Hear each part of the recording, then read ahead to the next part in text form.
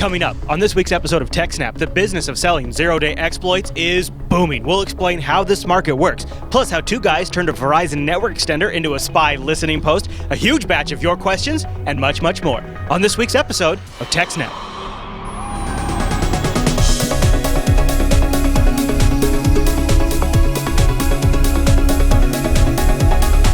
Hi everyone, and welcome to TechSNAP. This is episode 119 of Jupiter Broadcasting's weekly systems network and administration podcast. We stream this episode live on July 18th, 2013.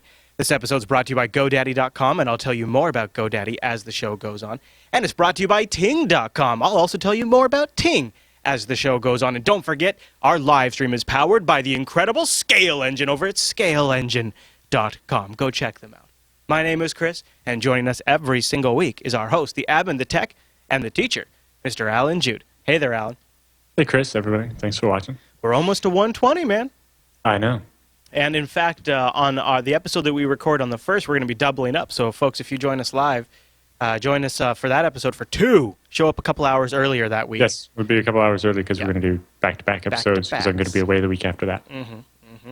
Well, Alan, we have another humongous feedback segment, and plus 2 big news stories. I'm really enjoying our feedback segments. I feel like that's some of the best value that people get from the show because there's such a great range of questions that always end up in there, and then there's some good follow-up stuff that we asked last week, and we got some great answers.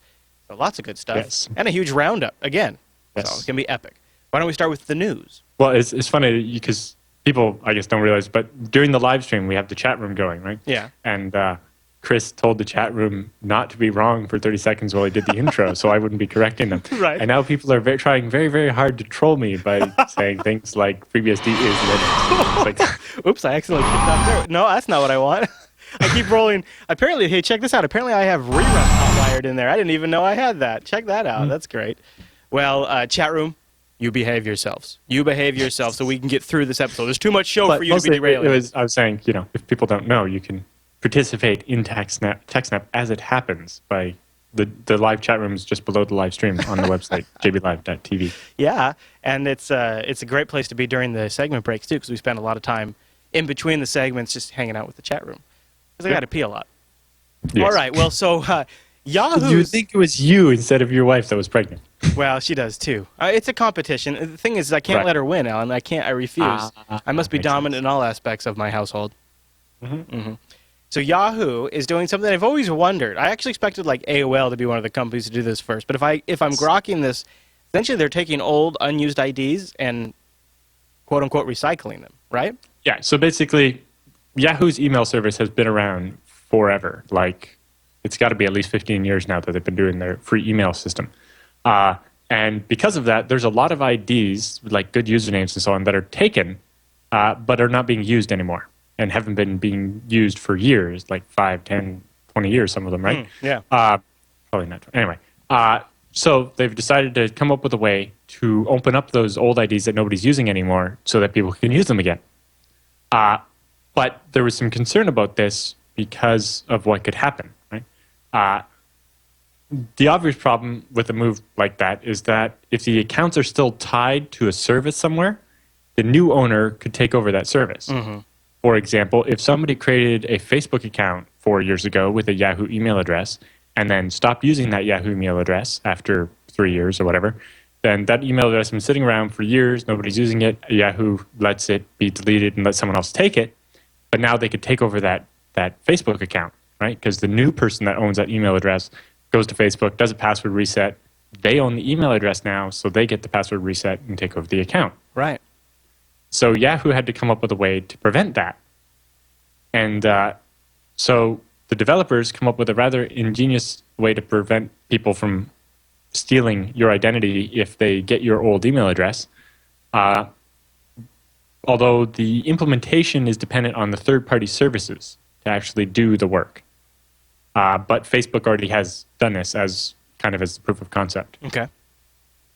But Yahoo's released an Internet Engineering Task Force draft specification on the required recipient valid since header, which basically means when Facebook sends the password reset email, they include a header in the email that requires that the recipient of the email's account has been valid since this date. which normally in the Facebook example would be the date when you signed up for your Facebook account originally. Okay. So then what Yahoo does is they check, is this account an old one that's existed since before the person signed up for Facebook, or is it a new one, someone that just signed up and is now getting this email from Facebook? Mm-hmm. If the account is newer than this require recipient valid since date, Yahoo will bounce the email back and not deliver it. So Facebook will get an error message, and the person with the new account won't get this email from Facebook. So that prevents the account being used to steal something. And at the same time, it also, as kind of a side effect, prevents the new person from getting a bunch of junk mail from Facebook for the old account as well. Oh, that would be very obnoxious. You know, like if somebody's got default notifications turned up the wazoo or something, and all of a sudden... Yeah, and they haven't used Facebook a long time, and you keep getting that email from Facebook saying, hey, Facebook hasn't seen you in a while. Come back. You know, because I actually... I don't have quite the same problem, but I'm sure everybody from time to time gets that deal where they get an email that was meant to go to somebody else, and you just have like a similar nickname or... Yes, or somebody signed up and typoed their Gmail address. Yeah, and yeah. Because Gmail ignores dots or whatever, I got the email, even though it's a different email than my real Gmail account. Yeah. And yeah, so all of a sudden I was getting all these emails from Facebook, and I'm like, no, this isn't my Facebook account. It's like, hey, Facebook, piss off and never message me again and stuff. So I guess... Actually, in that example, I think I went in and deleted the Facebook account on this person who signed up incorrectly. So I guess, looking at the merits of this thing, they've got this draft standard that would have to be adopted. Yeah, so basically, it relies on the services actually implementing this. Yeah, I don't think so far, Facebook's the only one that's done it. I guess if this was coming from like a Microsoft or a Google, it would almost be partisan just on those basis alone, and nobody would use it, right? Or nobody that's their competition, like AKA Facebook. But now that it's Yahoo, Yahoo's not necessarily, stepping on a lot of people's toes. So maybe people would be willing to adopt this. I don't know. It doesn't seem like Yahoo has the capital to... A bunch of the big services like Facebook, Facebook's already adopted it. And I can see the push for places like Twitter to adopt it. And, it's a good standard if anybody else wants to do something similar, like if Gmail wants to rotate their accounts or whatever. But yeah, I don't see smaller services using this ever. This seems like the kind of thing that services... More importantly, I don't think your online banking is going to implement this. Well, yeah. That's probably, yeah. That's the big one. But don't you think this is like one of those things that companies that want something like this are going to roll their own solution? And the beauty is... Well, in this case, it's like if Facebook wanted their own thing, they can't really roll their own solution when the email is hosted by somebody else. Right. No, I know. They have to have that so that way they can check the dates. And this is a decent standard. Like this actually applies to everybody. It's not kind of specific to any one type of service. So, yeah, it's an interesting specification, and it might get adopted. But, yeah, I don't see that many services actually making use of it. But in the end, the danger isn't that high, because if you have some high-value account, if it's tied to an email address you haven't been using for 5 years, then, are you still using it? Can there be anything of value left in it? Probably, but... Well, and then some people will claim their email address as part of their brand.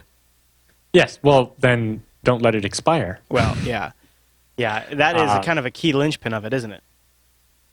In fact, that's not a bad spot to stop and mention our first sponsor. Should we do that?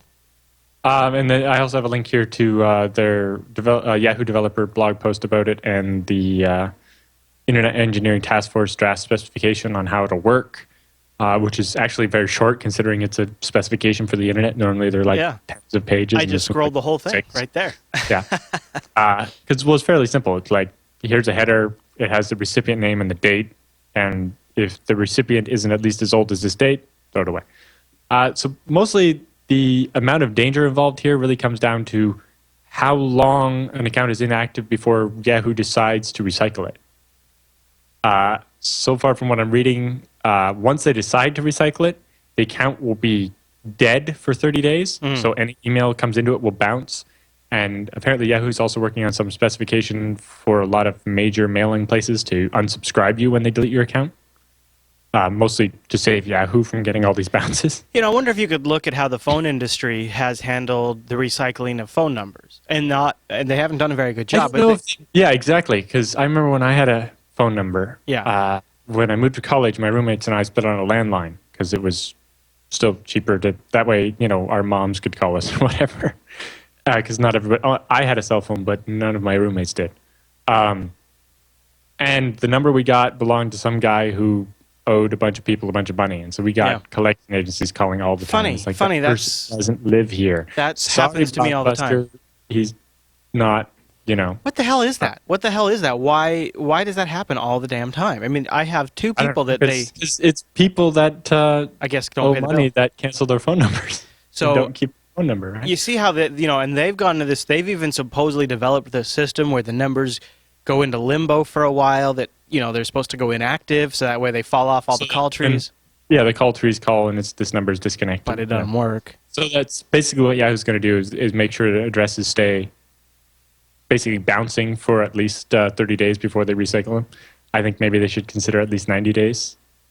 Especially if these are already claimed usernames that are just sitting around. It's not right. like... Yeah, basically, I think part of it comes down to how inactive before an account can be recycled. If it's like a year, then that's not so bad, really. If you don't check your email in a year, then there's probably not much you care about in there. Although there's lots of old passwords and stuff could still be in there, but the main problem is it's one of those things that it's not important until you really need something. Like something comes up, like with my clients, domain renewals is a big one, but it could be anything like, when you go to log into Steam, you have to do like this verification process.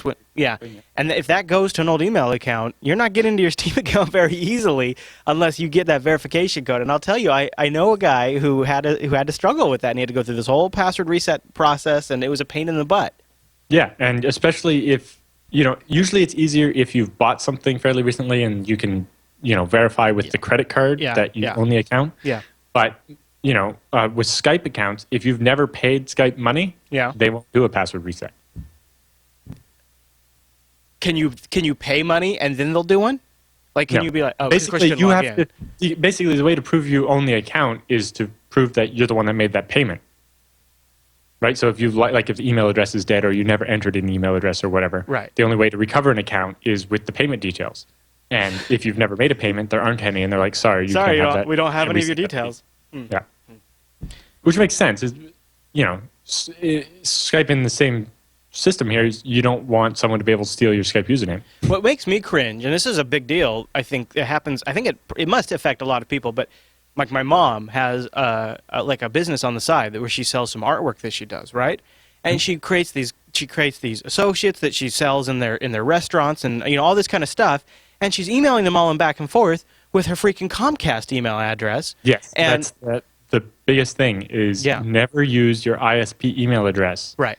Because you might not have that ISP, or less so with Comcast. But if you had an ISP 5 or 10 years ago. More than likely, it got bought by somebody who got bought by somebody who got bought by Comcast. And I'm like, Mom, if you move and you don't have Comcast in your area, guess what? Your email address. I mean, I suppose you could keep paying Comcast to log into that email account or something. Yeah, well, I know a number of people who are stuck with, have email addresses they've had for 10 years. I had to stop using my email address with my dial-up provider because, they changed their name from Internet Canada to Primus, and then eventually I got DSL and all these other things, and I'm glad I'm not stuck with those email addresses. Yeah. So the best way around all those problems is to just get your own domain and have email that is never going to change. Yeah, and then just point at whatever you want, your own server, or like I do, Google Apps. Yeah. And, you can forward it. Even if you want to use your ISP email, that's fine. You can set your, me@mydomain.com or whatever to forward to there. And then later on, you change the forwarding to go somewhere else. Yes. When your ISP changes or whatever. Yes. Yes, exactly. And that right there is a great spot to mention GoDaddy.com, because this is a great example of how you can use our Tech 249 code to solve what is actually a very big problem for a very little bit, tiny bits of money, like an app that you might get for your mobile phone. Tech 249, when you're checking out to get a .com for $2.49. And you get that .com, set it up so that it points. And GoDaddy has mail forwarding features for you, so you can also get that in there.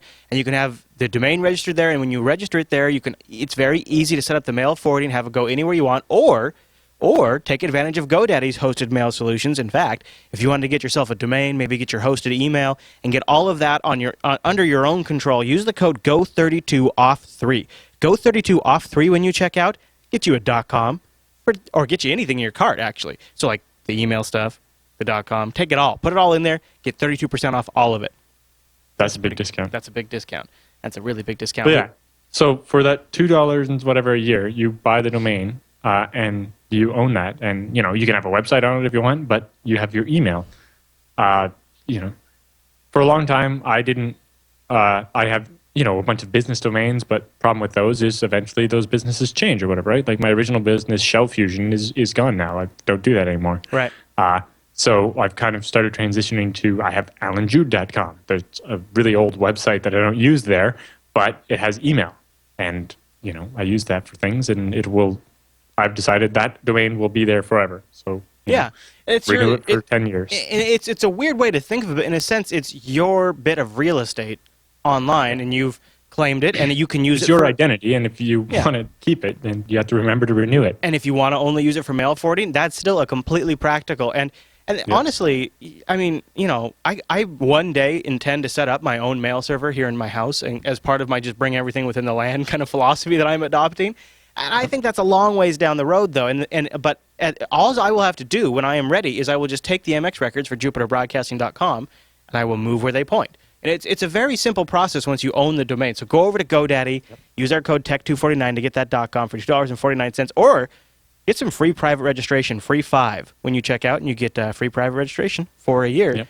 And thanks to GoDaddy for sponsoring the TechSNAP program. That's one of those things where it's very clear. There's a very clear reason why GoDaddy sponsors a show like TechSNAP. Also, there's another thing. If your email address is a forwarder like that, it's harder for the government to go from me at alanjude.com. If I then forward that to somewhere, they can't necessarily tell where it gets forwarded to. So they can't easily find the inbox where the email is actually sitting. Daxam in the chat room says that's how he uses his domain, for consistent email addresses. And I completely agree with that. I have one old domain that I use for almost all my different service accounts, where I have something like website name at thedomain.com. Yeah. And that way, I've been able to tell when places have been compromised in the past, because all of a sudden I would get a bunch of spam or phishing on an address for, some company at whatever. And it's like, oh, well, the only person who had that email address was that company. Alan, have you ever been in a position where you thought, man, if I would have thought a little bit more about what I was doing in the career path I was taking, I could be making a lot more money right now? Have you ever had that moment in your life where you're like, Yes, in the past, yes. Currently, I'm doing something I never expected to be doing, and making good money at it. I'm not making the good money part, but I'm doing something that I enjoy so much that it doesn't feel like work. And that, everything else I do, I hate with an unbearable passion, burning fire. So, I'm happy for that. But I do look at, I took that, my career for a little while was taking that pen testing, really getting heavy into security and all that. And now, and I remember thinking about how you could, if I found exploits and I didn't tell anybody and I could sell them. I remember having that thought and go, man, that would be evil. And I never really put the dots together. And now looking back at it, that was probably a money-making idea, wasn't it? Yep. In fact, nations are buying, according to the New York Times. Just back then, it would have been harder to get the government maybe wasn't looking to buy them quite yet. Right. And the rest of the security community probably would have had a very harsh backlash against you. Right. There wasn't, at least, or who knows, but I had, no way of knowing that governments have become these huge purchasers of zero-day exploits. And that's, according to the New York Times, exactly what's happening, right? Yes. And we've talked about it a little bit before, but we have a bunch more detail here. The New York Times did a rather in-depth look at a bunch of this stuff. Lay it on me, sir. Lay it on me. So there's now a number of businesses selling these zero-day exploits. Like we've talked about VuPen before, yep. Which is in France, but there's also NetRegard in Massachusetts, Exodus Intelligence in Texas, and Revuln in Malta. That are some of the big names in this industry. And it looks like, it looks like this New York Times article is looking at 2 Italian hackers who just are on a small island. They work at Revuln, which is in Malta, which is a small island where I will be going at. So they just live on an island and find flaws and then sell them. And all they need is an internet connection and some computers. It really actually sounds quite nice. Yes. Yeah, Malta's like a vacation island, and that's where EuroBSDCon is this year, so I'll be going there. Oh, look at you. At the end of September. There's also a Virginia startup called Endgame, which apparently involves a former director of the NSA and is doing a lot of business for the U.S. government that they do not wish to talk about. What? Really? Is it Hayden? Yeah. Who's the former director? Well, there's been a number of former NSA guys. They don't say which one. Uh-huh. Yeah. Interesting. That's scary. All right. Yeah. But they say U.S., Israel, Britain, Russia, India, and Brazil are the biggest consumers so far. And they're spending staggering amounts of money buying these exploits. Really? But also many other countries have been interested, including North Korea, a number of Middle Eastern intelligence agencies, Malaysia, Singapore, etc.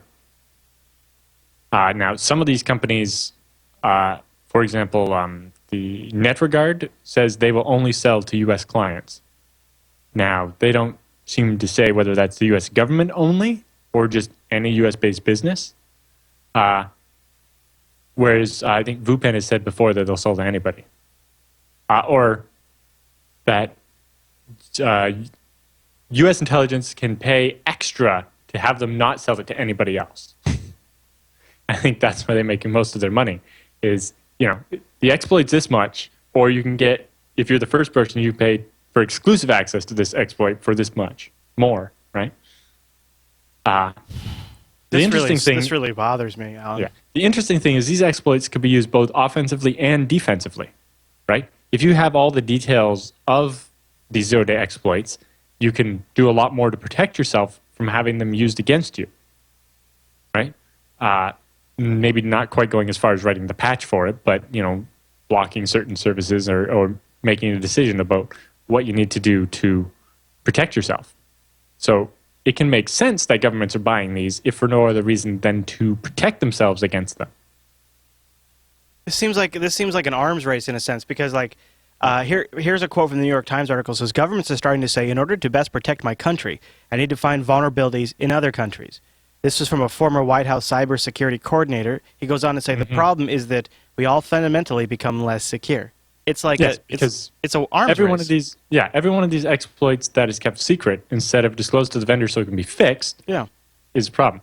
And as we've seen before, the NSA has asked places like Microsoft not to fix vulnerabilities that they've found out about. Well, and according to leaks that were published by The Guardian, Microsoft also gives them up to 120 days, in some cases, heads up notice before they patch some zero-day vulnerabilities. Yes. That way the NSA has time to finish exploiting it. The curious thing behind that would be, is Microsoft doing that for free? Are they contacting the federal government 120 days before they patch something and say, hey, we found this and we're going to patch it for free? Here's the information, because they're supposedly providing information on the flaw too. I bet they're not doing that for free. I bet they're getting paid to do that. Well, there's been some instances where they're like, is Microsoft doing this voluntarily, or is the government interpreting this one law a certain way where they can say that they require Microsoft to do this? I bet not that level. I bet for getting information from people and warrants and things like that, I bet Microsoft has to because they're in that business. But I bet when it comes to actually preemptively providing them exploit information, I wonder. I would bet they have to get compensated, or else they'd probably have a damages case they could bring against the federal government. Which the government could just gag and make go away. Yeah, for national security purposes, I suppose. Yeah. Interesting, and it also says, this article goes on to say too, that because the governments are buying these up, it's sort of forcing companies like Microsoft to up the ante. They're willing to pay the black market to find out. So I guess Microsoft's now willing to pay like $150,000 to somebody who finds an exploit and keeps it, on right, the DL. like we're saying, in past years, rather than selling these flaws to companies like VuPen or Revuln, researchers would just send them to Microsoft and Google for free. And sometimes, they get recognition out of it when the vulnerability actually gets announced once it's fixed. You'd be like, discovered by this guy, and you'd get kind of reputation and recognition about it. And, at one point, Google was like sending T-shirts out to people that found the vulnerabilities. Now, many vendors have bug bounty programs where researchers, get paid for it.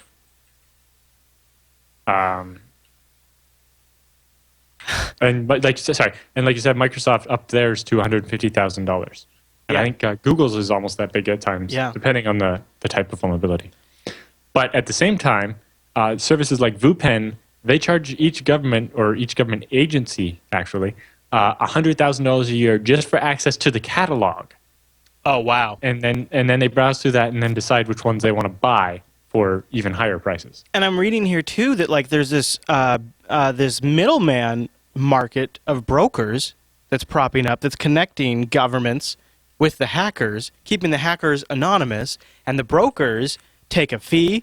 And like, here's an example from a broker. Dear friend, the email began. Do you have any code execution exploit for Windows 7, Mac, for applications like Browser, Office, Adobe, SWF, any? If yes, payment is not an issue. Yeah. Well, because I could be you a could broker. see how your business model would be pay VuPen the $100,000 a year, and then every time the government wants to buy one of those exploits, or your customer wants to buy one of the exploits off the list, you add 15% to it.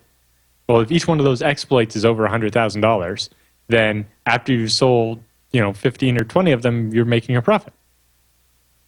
And, if you have multiple clients, you only had to pay that $100,000 a year for access to catalog once.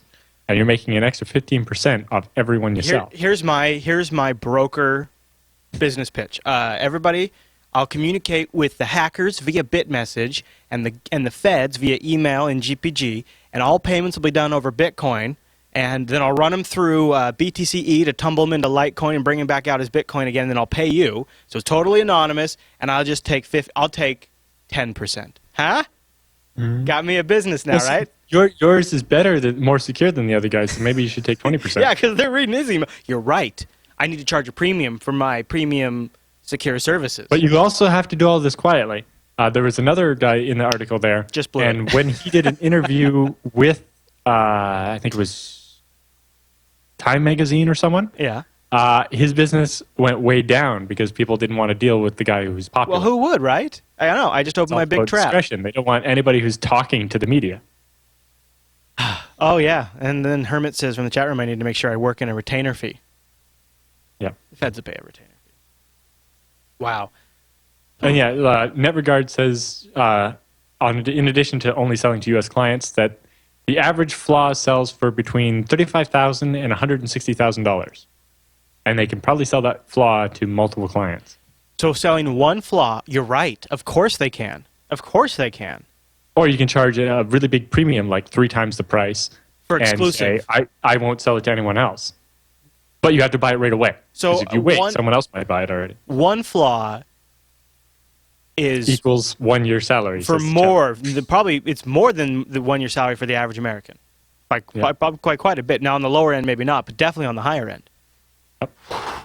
That is blowing my mind. And to think, I had to see it for a second.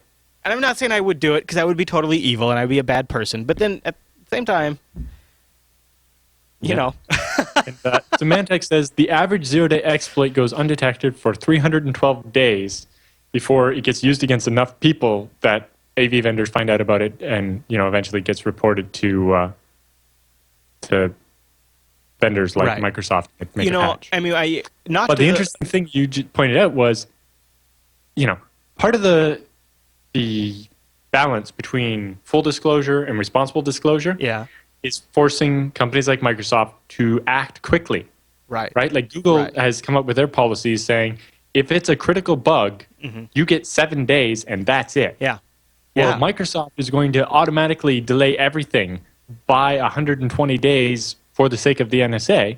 Then that's why Google needed a policy like that, saying, we're not going to wait that 120 days and let the NSA hack people for those 4 months. Right. I mean, you got to wonder, maybe they know more. That point, people knowing about the vulnerability but not being able to fix it is safer for them than not knowing at all. Well, and think about how often Java. Think about how often Java is the attack vector for a lot of things that are even state-sponsored, right? And then you think about that. Now, Oracle has made corrections on this, but you think about that earlier in the year, that really, really long patch window they had where they would just leave that stuff out there for a long time, and they've shortened it up, but it's still really wonky. And you wonder now if maybe there's some incentive there. Now, that's the problem is all of this stuff, because everything's top secret and they can't talk about any of it, we're all just left to speculate, and I wish they would let Microsoft come out and say, this is what we're doing, because it might be that like Microsoft's only giving them heads up on stuff that, they're just working on a patch for, they don't delay it at all, who knows, right? Or it could be they are actually delaying. We don't know. Right. It's really weird. But there are a lot of people making money off it. Not us. Although we're helping people to keep their systems secure. And I just wanted to make a note, because we talk about this a lot. These guys are not just going after closed source software. It's not just Microsoft and Oracle. No. They are actively selling exploits for open source software that they just don't tell the projects that they found problems with. Now, I still have more comfort in the transparency of open source code, and Well, exactly. With most open source projects, when a vulnerability gets reported, it's usually fixed within a week. Yeah, and that they're not stalling for 120 days because they. I mean, that whole process, the discovery of the patch to the delegation of the fix to the fixing, all of that is done completely in the open. Yeah, and that is you can take comfort in that. Always, exactly. If it's a critical vulnerability that's a 0-day, a lot of times they won't publish the change into the public source code repository until after the fix is out, because seeing what they changed to patch the hole would tell you how to exploit it. Yeah, you're right. Yeah. I was generalizing because that was similar. When we talked about the FreeBSD mmap bug, right? A developer found that while just working on the system, and so they wrote a patch and committed it, and the security announcement went out, and a couple days after that, somebody, a security researcher, looked at the changes, figured out, all right, this is what you'd have to do to exploit it, and wrote an exploit for it. So the exploit didn't even come until after the patch was out. But anybody who didn't patch their shit would still be vulnerable. So you got to patch, and you got to just it's got to be defense in depth. It really does. It cannot be. You cannot rely on any one particular device. It shows why it's important to have the information. Yeah. Because you can do a lot more defense in depth, even if there isn't a patch for the vulnerability. If you know what the vulnerability is and how it's exploited, you can take extra steps to protect yourself. I remember that moment in my IT career where for the first years, I felt very guilty for browsing tech news websites and reading security mailing lists during my work. Like I felt like I was screwing off. And then later I got a little older and wiser and realized, holy crap, all this stuff is informing my job. It's the guy who's looking at football scores at his lunch that's actually doing a bad job. I'm not saying that, but I kind of agree. Yeah. Well, the first time I realized how different I was than regular people was like when I was I had to work in the IT department at the college for a week. Basically, I was brought in as a consultant to help them set up their Unix server. Basically, the old Unix server was old and decrepit, and the hard drive was dying, and they're like, well, we moved into a VMware to keep it from dying completely, but we want to just rebuild it because it's really old, and it's just this kludge of successive people had worked on it, and nobody knew where all the scripts were, and so I built this fresh one, right? And but the regular guy that was going to be responsible for it from the IT department had to sit there with me and try to learn while I was doing it.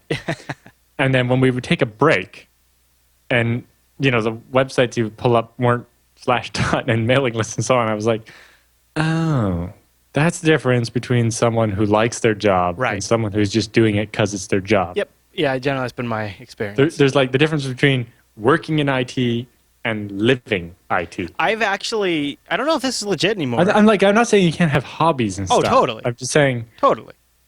It's just if you're really into your job, it's your passion and it's what your passion is, not. And I don't know if this is legit anymore, but a lot of times back in the day when I was doing interviews, I would ask people, so what websites do you read? What websites did you read this morning? Right? Because I read every single day or a day. And so I was just, trying to gauge. And if they weren't able to name a few popular tech news sites, and you know what, Alan? Like that question really did seem to like nail in if they were an enthusiast or not. Because if they couldn't, and at the time I don't remember what the sites were, but if they couldn't pop off /.dig or whatever it was back then, you know, you kind of was a clear indicator right then and there that there Well, and wasn't the other that- one was like, I remember when I was a student working at the power plant in the IT department. Yeah. Some of the people there would be like, yeah, when I get home, I don't even want to look at a computer. Right. I'm like, Right. how do you And I've had moments like that. I mean, like back in the day, that's why I bought my wife a Mac, because she had a Linux box. Well, I don't want to be fixing people's computers. Yeah, exactly. I want to screw around on my computer. I just don't want to do any tech these support. people that they don't even want to use their computer when they get home from Yeah. work. It's like, I got home one day and then IT probably isn't the right place for you. my wife's KDE desktop had crashed at login for the last time, and I thought, no, this was back when KDE was like in the early 2 days. Yeah. So yeah, I know what you mean. All right. But yeah, so Interesting. when I was interviewing for programmers, it was asking, what are your hobbies? What are the projects that you worked on? And I hired the guy who, in his spare time, was building something in the programming language that I wanted to hire him to work on.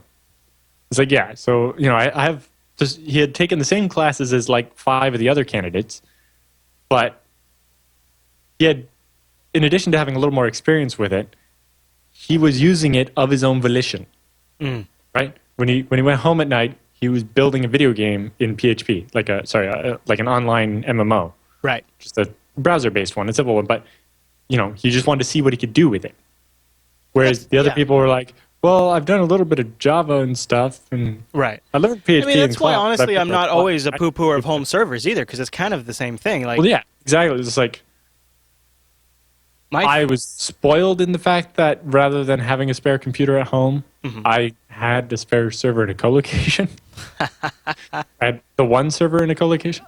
I never had that much hardware at home when I was young.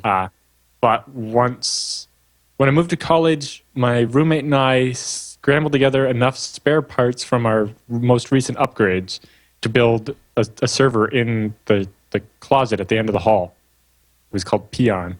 And it was like a Duron 1.2 gigahertz, and it superheated that little closet. Yeah. To I know that one.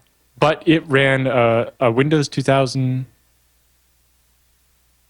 I think it was Windows 2000, not 2003, because this was in 2003, and which we used to do our homework on for our Microsoft admin classes, and it ran VMware when it had a FreeBSD router in it, and bonded to the bridge to the 2 network cards, and that ran into the and replaced the Linksys cable router that the landlord had provided at this little. I'll tell on a future episode. I'll tell the story about. I did 2 things. So when I was in school, the internet was brand new, and public IPs were still assigned to every machine. And so for a while, I just set up a computer at the school that was like my remote server, right? And then later, when they changed to private IPs, I then hooked a modem up to it so I could dial in, and didn't tell anybody. And I never thought about the fact that I was remotely dialing into another network, using their computer equipment from my house to do whatever the heck I wanted, right? And then disconnecting. Which might technically have been against the Computer Fraud and Abuse Act. didn't even cross my mind.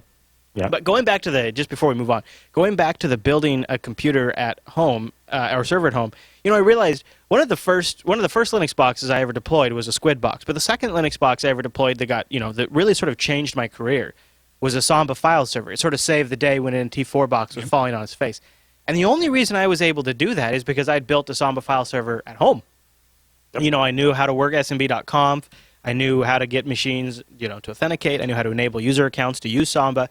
And the only reason I was able to then make that implementation at work is because I played with it at home. Now, if I went to somebody and said, yeah, no, I did it at home, so I can do it here, they never would have believed that. But I still used it as experience, so yeah.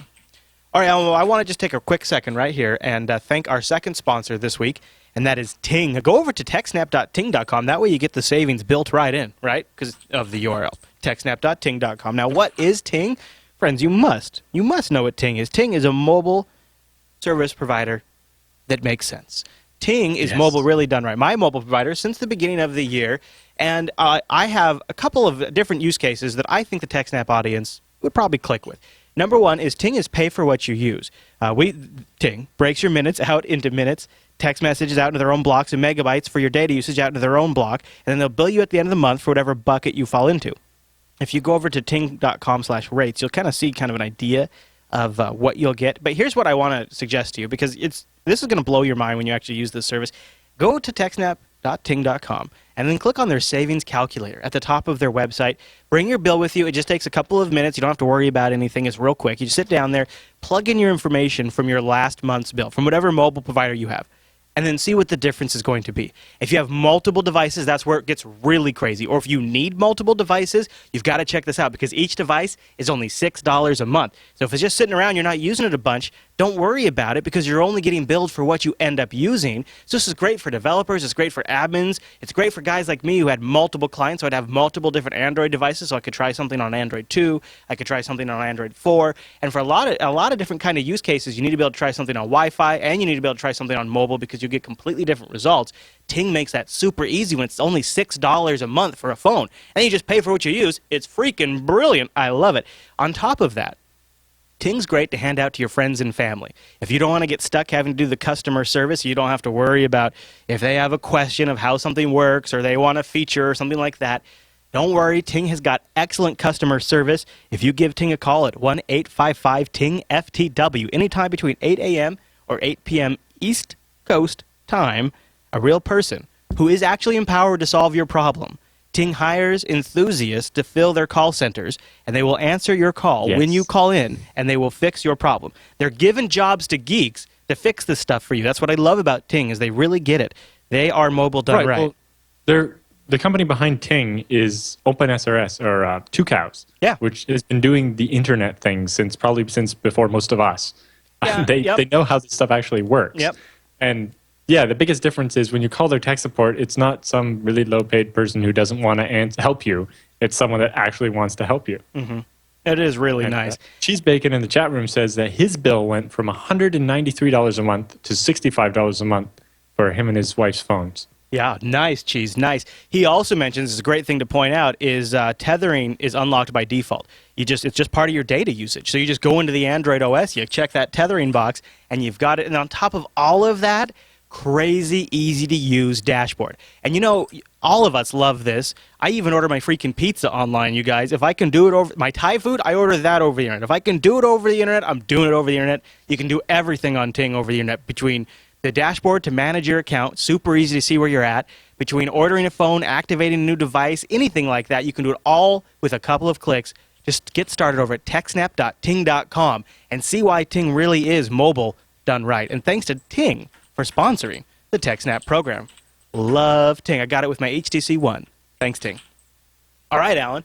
Man, we got some big news stories, but I think we have an even bigger feedback segment. Are you ready for this? I think we should probably take a break, get up and stretch, give people the bump, and then we'll get back here and we'll get serious. If you need to pee, then you can go ahead. That's kind of what I was saying. Well, you don't need to pee?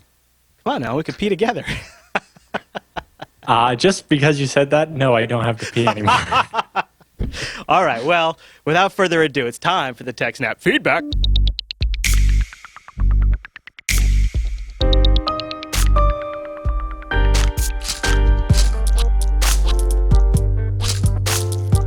Thanks for sending your emails to TechSNAP@JupiterBroadcasting.com or popping that contact link at the top of our website. Or even better, in fact, I made special efforts to highlight the submissions to our subreddit over at links.techsnap.tv. We've also got a BitMessage address, which you can find in the show notes. We've got a BitMessage question this week, too. But, Alan, before we start, you had a couple follow-up items that you wanted to talk about at the top of the segment, right? Somebody had asked about using some way to use Tor and basically have all the traffic go over it. And a FreeBSD developer last month issued a little set of instructions for doing that with PF.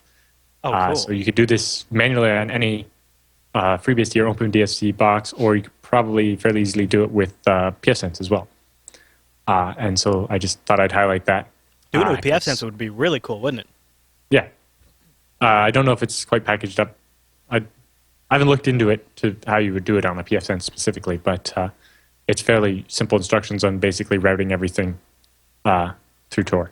Now, if you've got a Raspberry Pi device spare and sitting around, I did a segment weeks ago, season 27, episode 5 of the Linux Action Show, called Easy as Pie Tor Proxy, and I highlighted a couple of different methods you can use to get a Tor proxy dedicated on your network. One, which is super simple, there's just an SD card image.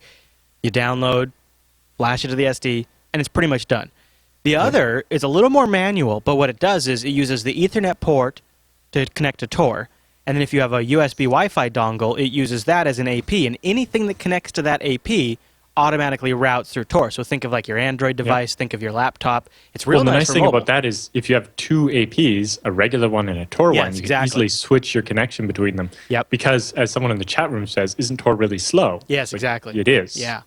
That's exactly it. That was 100% of what I was going for. Is I wanted, and the thing that I liked about it a lot too is I don't have any particular need, but it's kind of a process. I've talked about a Linux Action Show how to use Tor on Android, and it can totally be done. But on the iOS, there's like a couple of apps, but there's really nothing. And when you do it at the wireless level, it works for everything that has a wireless card. So we did an episode about that a little while ago. You can find it on the site, of course. Of course. Now, there was another one. Well, someone had mentioned the other day about Run's FreeBSD section. Yeah. And I didn't... I don't think I can find enough of them easily enough to keep doing it, but one was pointed out to me. The McAfee Sidewinder Enterprise Firewalls. There's a number of very clear indications that those are actually running FreeBSD inside. Oh, well, that makes sense. Which makes sense because Intel is a big contributor to FreeBSD. Yep. And so, Intel owns McAfee. You can see this machine, the partition system is obviously the BSD style because it's got the letters and stuff. And also the MFI D0, that's a LSI, the LSI driver for the SAS RAID controller. Can I ask you a FreeBSD question? Obviously. Yeah, I would probably redundant. Okay, I have these drives, right? And so this is a Seagate Barracuda drive. And when I plug it in, so when I slide it into SATA port in my tower, well, does it not get a number based on the port that it's in? Like if I slide it out... It used to. But because there's so many ports on systems now, they get numbered sequentially now instead. So does FreeBSD look at the serial number of the drive and then say, because I noticed it was saying that used to be 8822, it is now 88.2. Oh, no, it used to say it was AD22. Yeah, okay. Right. Because in FreeBSD 8 and before, the devices were AD and a number, and the numbers were fixed based on the port number. Oh, so I upgraded. And then the new ones, ADA, they're just numbered sequentially from when they're attached. Where is that stored, though? Because I reloaded the OS. Is that stored on the partition of the drive? No, the previously is just the kernel saying that's where that port number was, and it used to be this. How okay. It does it dynamically, right? Like, it assigns them based on the port number. So it'll never change once it's assigned, though? No, it will. If you move it to a different port, that drive will say used to be AD, and then... So... It's the port that's changing, not the drive. The port that used to be called AD22 is now ADA1. Right, okay. And it just creates that mapping for backwards compatibility in case your FSTab file still mentions it the old way. Okay. Now, when you create partitions, if you use the new GPT partitioning scheme, every partition gets a globally unique ID number, and you can reference them that way. So it'll be like /dev/GPT ID/ and then this big long random looking string. Or you can actually create labels. That's how I do all mine. So it's like /dev/GPT/disk4 or whatever. Okay. That makes I've been since I had to reload, since I lost my array. But yeah, the reason they switched that is because, like you said, you were up to device number 22 and you didn't have 22 hard drives. Yeah. Because remember with IDE, you would have a primary and a secondary master and a primary and secondary slave. So that would be ADA 0, 1, 2, and 3. Now, if you had a system that had IDE and SATA, your SATA drives wouldn't start until ADA 5. Okay. Or sorry, ADA 4. Okay. And then go up. And because SATA technically has that slave channel, but you would almost never use it, the numbers would always go up by 2 because the odd numbers would be the slaves that you're not using. So your disk would be ADA 4, 6, 8, and 10. And if you got a whole bunch of controllers, you got 8 different controllers or something, and each one can hold a bunch of drives, you get these ridiculous numbers that don't really mean anything. Whereas just calling them ADA 0, 1, 2, 3, 4 was a lot easier to work with. Well, I'm And figuring it there's out. other ways to identify which one's which. I also upgraded to the latest FreeNAS this week, so I've been all Nice. over the place. All right, Alan. Why Well, don't the newer one has lots of good features, Yeah. like the trim support and the Yeah. compression and all that stuff. Yeah, I know. I'm liking it a lot. So we got a whole bunch of emails to get to. I'll start. So I just got a little one. Another little note here is Black Hat is The Pony Awards. next week or whatever. There's an awards thing that goes with it called the Ponies, and they take submissions for the best root exploit and the biggest fail and a bunch of things like that. And they have their awards, I think, at the end of this month. So if you want to submit, For the Pony Awards. yeah. So some of the things like somebody was talking about submitting something to our Hall of Shame. That might be good to submit it into there as well. Or if what was the biggest compromise this year? And it's also interesting to look back on what has won in previous years. Oh yeah. And just think of some of the things that have happened that we kind of forget about, right? Like in 2012, there was the F5 load balancers having a static SSH root key. Oh yeah. Or the Epic Ownage was the Flame virus having that MD5 collision where they basically were able to create a collision where they would have a key that would let them sign malware with a fake Microsoft key because of a MD5 collision. Right. That's why all certificates shouldn't be using MD5 anymore. Right? Wow, man, we picked a good time to start a show. Yep. There's been some really interesting things we've covered. Yeah, I forgot all about that. And then, most innovative research, packets within packets, Orson Welles' in-band signaling attack on modern radios. Or best privilege escalation bug was there was one that exploited every 32-bit version of Windows from Windows NT to Windows 8. Best server-side bug was MySQL authentication bypass, where you could just get access to a MySQL server without having to log in. Mm-hmm. And a bunch of things like that. So yeah, you can see through the history, and there's a lot of good ones that it's like, oh yeah, I remember how crazy that was. Or just seeing, this static SSH keys that's hit like every appliance vendor ever now, right? F5, HP, what was that other one? RuggedCom, lots of different people.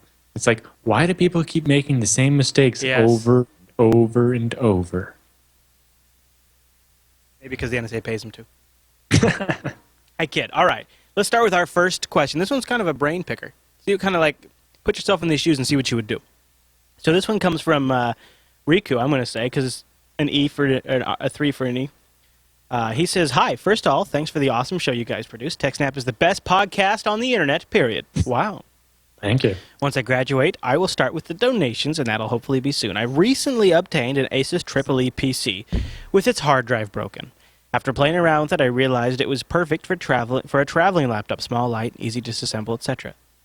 I'm currently running my OS, Debian, from an SD card with dmcrypt on everything except for /boot.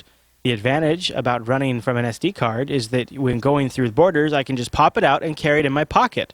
That is nice. This way, it doesn't matter if customs try to examine my machine, since there is no long-term memory in it. But I would like to go further on this road. Because I can live mostly through a terminal, a simple SSH connection covers most of my needs-to-be-saved data issues. So I have been thinking about a system with dmcrypt plus UnionFS plus TempFS. Get ready for this one, Alan. So that my system would be encrypted, unable to boot an OS without a passphrase, read-only based on UnionFS, and if possible, even store my /home and /temp, of course, in RAM via TempFS, read-only to the SD card. Any ideas, tricks, or advice for a project such as this? Thanks. So he wants to be able to get through, airport security, customs, whatever it is, without any chance of them looking at anything on his machine. Yep. What would you do in that scenario? So you have a laptop, and you could be you're traveling around to go to these BSD conferences. Let's say you're working with some really high-profile customer that maybe the federal government wants to try to get details on. What steps would you take to protect that customer's data? The first thing I have is this kind of plausible deniability thing. My laptop has 2 hard drives, right? The main one and the one in the Ultra Bay. And the main one has Windows on it. Right. So if I just turn on my laptop at the airport, it's going to boot Windows unless I press F8 a whole bunch of times during the BIOS and choose to boot off the SSD. The other thing is I can pull that SSD out, put the CD-ROM back in, and pack the SSD separately, like in my carry-on. That's Or nice. not my carry-on, my checked luggage, Right. so that it's never in the same place as the laptop. But it's funny, in the chat room, in the FreeBSD chat room last week, we were talking a bit about the FreeBSD encryption. One of the things it has is one-time encryption, which is what you use for your swap file. So every time it boots, it generates a random key and encrypts with that so that the swap file can never be decrypted, because as soon as you shut the computer off, the key is gone. And then you boot it back up and you just use a new key, because between reboots, you don't need the data from your swap partition. And we were like, well, if you had a base system and then you were booting an actual system in a jail, could you do some of that with like a one-time key so that when you shut down, all your changes are gone? Right? So instead of necessarily using TempFS, right, you could use one-time encryption as well. I like that. That's interesting. Although you could do one-time encryption in TempFS or something if you want to. So here was a comment that Ostjackal left in the subreddit. He says, first, when I'm doing this, he says, by the way, I just sent 3 laptops overseas with sensitive data that needed to be locked down. He said, first, I locked down the BIOS with a password, and I disabled extra boot devices. Then I installed TrueCrypt and used it to mount the bootloader on the primary, aka only drive, and encrypted the drive. Then I set up the OS to be as secure as possible, HTTPS everywhere in Firefox, Pray, delete, honeypot account, etc. He says, I use these standard procedures for machines that involves putting in a passcode at post, a passcode to the boot, and then running as a normal user once logged into regular accounts. Takes about 5 hours per machine. So, there was a story that came out of LA at the airport that the valets that park cars are searching cars after they park them on behalf of the TSA. So like they've contracted with the TSA to search your car. So you go to LA and you have your car valet parked at the airport. The person that's valeting that then searches it. And if you have a computer in the car, they will power it on and see if they can get to it. And so you don't even why were you leaving a computer in your car at the airport? I don't know. This is in the LA Times. I don't know. Right. So, but my point is like, well, it's interesting to see what is saved in the computer that's built into your car. Right, a lot of people now have, where your dashboard interfaces via Bluetooth or whatever with your phone. Yeah, it could have your whole phone directory in there, and that is metadata that the NSA wants. I think when you're traveling, you have to be more worried about them getting access to it when you're not there, because when you're standing there, they're going to ask you for the passwords and the usernames, and then you can make the decision if you're going to comply or not. But what you need to be, and also you can give them the honeypot one, right? It doesn't have anything to look totally. at. Or mine. What about when they have your bag? Windows 8, and they're like, meh. See, you got to protect it for when they have your bag and you're not there, or I mean, could we ever get to the point in time where they'll just pull drives, hook them up to some sort of reader, and just try to dump the whole file system? I don't know. Some of them are looking towards that, although currently drives are not fast enough to, it would take hours to dump my drive. Yeah, that's true, huh? All right. It's a 500 gig slow laptop drive. Now, the SSD, still, even the SSD, it's 480 gigs. Even if they could write, if their device they're writing to could handle like 400 megs a second, it'd still take them more than 20 minutes to dump my SSD. Right. Oh, yeah. And then it's you can't really do that. Like, ZFS. Have fun reading that, you hosers. All right, why don't we get to our next email? Because remember last week we asked about like what happens if you pass and, do you notify people? What about access to your accounts? Well, Singer writes in, he says, Inactive Account Manager is a Google solution. It's a way for users to share parts of their account data or notify someone if they've been inactive for a certain period of time. To set up Inactive Account Manager, go to google.com/settings and click on the setup link under Account Management. So this is sort of like, hey, if I don't log into my Google account for a year, email somebody with some information. Yep. It's kind of interesting between this legacy identity, if I die, this happens, but also like a dead man switch. Yeah. I do appreciate Google does seem to always take efforts to try to, help you with your data. I remember when my grandfather passed, it was what to do about his Facebook account. Oh, really? Right? And I learned about the Facebook process for that, which involves actually, the account has to be inactive for a while, and you have to provide a link to the obituary and a bunch of other specific information. And then that gets manually reviewed by a person, and eventually the account gets turned into a memorial account or something like that. Oh, really? So it maintains everything that was there, but Read only. Doesn't do new friend requests or anything. Yeah, yeah. And doesn't recommend that person to other people as a person they might know. Oh, that's good. Because that's the last thing you want is my little cousin's on Facebook or whatever, and it's like, do you know your dead grandpa? Oh, jeez. Right, that wouldn't be very nice. No. All right. Let's get to Chris T's email. He says, actually, I believe this is a bit message. He says, hey, guys, big fan of it. Wait for it. Big shows, including TechSNAP. Well, thank you. With just one note on my own backup solution. Since you all talked briefly about it on a recent episode, I recently thought of a way of easily rolling your own crash plan-esque backup solution, specifically the send to a friend feature. Take almost any existing backup solution and set the output directory to a BitTorrent sync shared folder, which flawlessly supports Windows, Mac, and Linux. Bada boom! Secure, efficient, and distributed backups. He says, by the way, I prefer Duplicity. Duplicity? I know there's a Duplicity app on Linux. This is not the same app. This one's spelled with an I. Duplicity over at duplicati.com. It's a Windows app. It's open source. It supports compression using zip and encryption using AES crypt, which means I'm not dependent on Duplicity itself to recover the data in a worst-case scenario. That's a huge thing, by the way, people. You want your backup programs to save the backups in a data format you can access universally.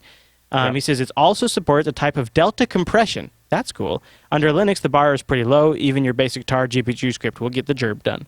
Cheers, Chris. Well, because the interesting one with that was the Microsoft backup tool wouldn't always let you restore to a different drive letter than the backup was made from, and silly things like that that caused all kinds of problems back in the Windows 98 days. Good old. Oh, I thought remember my friend had backup. No, the Windows 98 backup tool or whatever, and my friend made his backup of his computer and then couldn't restore it because his computer was slightly different configuration after. I like the idea of But if you did something like TrueCrypt or some other serious encryption, bundle up the file and then, back it up to your friend and then set up the Google when you get hit by a bust thing to give them the key if you die. Right? That way they don't have access to any of your backup data unless you're inactive for 60 days or something. Right. Alrighty, should we go to Brandon's email? Sure. Are you ready, sir? It's a PF Sense question. So get your firewall hat on. It says, hey, Alan and Chris, I sent an email asking about this a week or so ago, but it wasn't addressed in the podcast, so I'm not sure you got it. So we decided to send this one via BitMessage.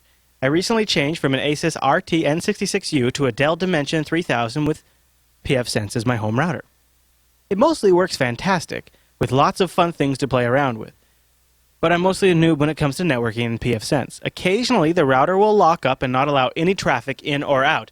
And when I look at top, it says check_reload_status is using almost all, if not all, of the CPU. I recently upgraded the processor to a hyper-threaded Pentium 4, hoping that second thread could help. It helped a little, but I still get the problem. I have more than enough RAM, 2 gigs, and the services I have running are cron, DHCP, Mini UNPD, NTOP, NTPD, and U-Bound. Any help with this problem would be greatly appreciated. It really depends what's actually happening there. It sounds like it's similar to the problem someone else was having where the network card is just going to sleep. Yeah, check_reload_status. That's just the web interface's thing to check whether the firewall has reloaded the rules or not.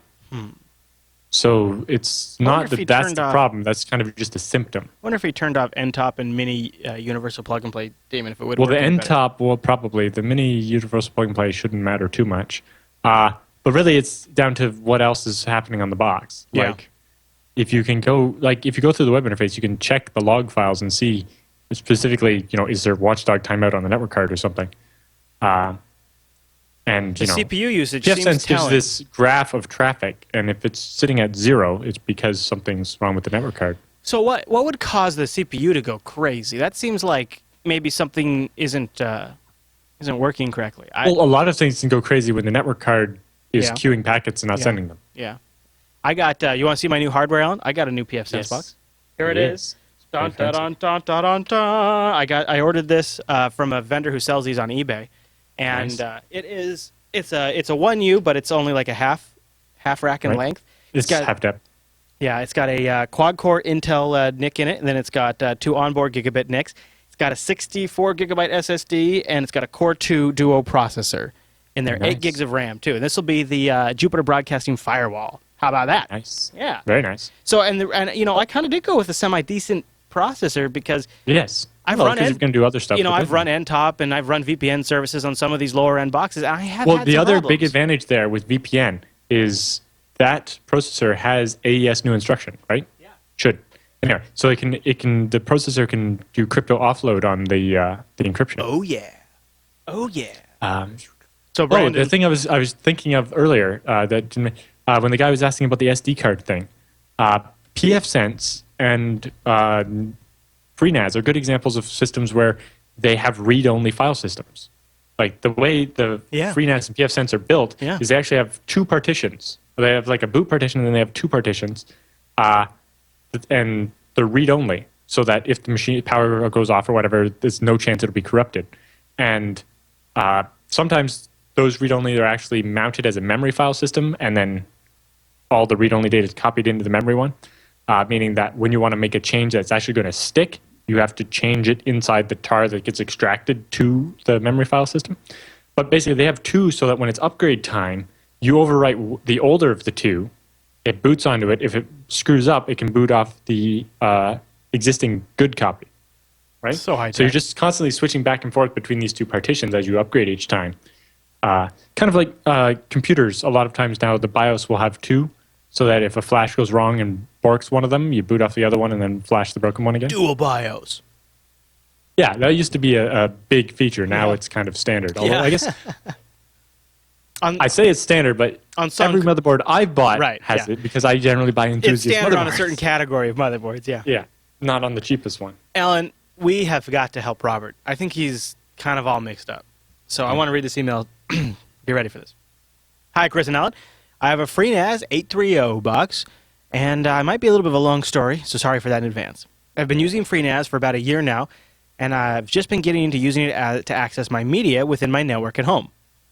I've noticed that in the system information that it's connected through 192.168.1.25, which isn't the IP, by the way, he says in parentheses. And I'm assuming that this would be the static IP. My question is that I want to be able to access the files from outside my network, say at work, on the road, etc., via my mobile device, such as my Note 2 or my Tab. I will mostly be streaming video and audio, so what software do you recommend? Also, if I understand this right, because my FreeNAS box uses a static IP, I won't need to use dynamic DNS to access the data. Keep up the great work. I watch both TechSNAP and Last religiously every week.